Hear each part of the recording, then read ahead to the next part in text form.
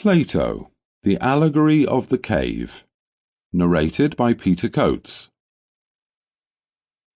Here's a little story from Plato's most famous book, The Republic. Socrates is talking to a young follower of his named Glaucon, and is telling him this fable to illustrate what it's like to be a philosopher, a lover of wisdom. Most people, including ourselves, live in a world of relative ignorance. We are even comfortable with that ignorance, because it is all we know. When we first start facing truth, the process may be frightening, and many people run back to their old lives. But if you continue to seek truth, you will eventually be able to handle it better.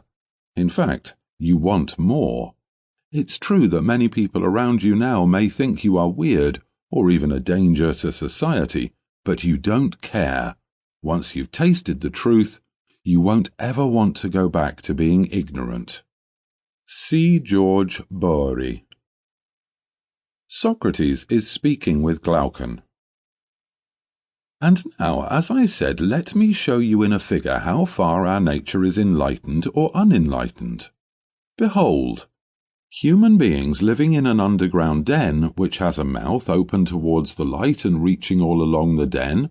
Here they have been from their childhood, and have their legs and necks chained so that they cannot move, and can only see before them, being prevented by the chains from turning round their heads.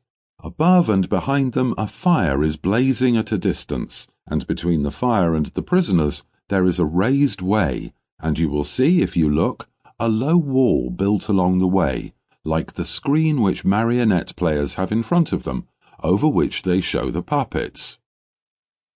I see. And do you... Sample complete. Ready to continue?